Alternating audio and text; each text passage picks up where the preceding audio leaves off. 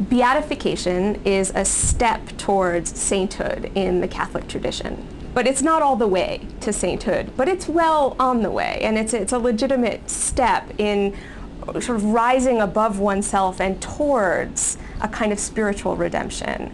And the play, The Beatification of Area Boy, certainly speaks to all of the characters we meet who are working as area boys in one way, shape, or form, but specifically to Sanda, who is the protagonist, the hero of the play, who appears to be a security guard, but throughout the course of the play we learn, as Misei, the love interest, says, the king of the area boys, the secret king, the Robin Hood, who is networking, sort of developing a loose, informal network within the community of people who, not necessarily through legal means, get the money and the resources they need to take care of one another and to administer justice as they see justice should be administered, not how the law or how the government sees it. But Sanda has a conflict in the play because by breaking rules or by finding his own form of corruption to deal with the corruption from above, he ends up in some ethical dilemmas. For example, there's a young boy named Boyko who is an orphan who's dying on the streets years before the actual action of this play starts.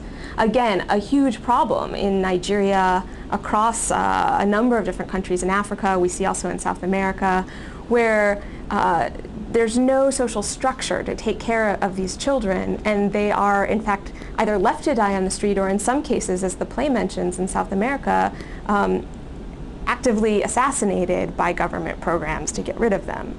Sanda intervenes in this oppression, this horrible corruption, this failure of society by taking Boyko in and teaching him the art of crime on the street. So he helps him, he becomes a father, but he doesn't send him to school. He doesn't give him tools to have a life other than a life on the street. And this is a big conflict for him. At the end of the play, he has a transformation. He has a beginning of a hope for another kind of a path. And so in that sense, there is a beatification of Sanda, but he never fully arrives in the play at sainthood, at the full metamorphosis. But we see him, we see other characters on a path. And so the play very playfully, very comically wrestles with these questions and does arrive at a place of hope. So that's how I see it, and that's how I heard Soyinka speaking to it. I appreciated in the discussion we were having the way that he sort of laughed and said he had taken a bit of poetic license with a term like that, which is such a specific and also weighted term.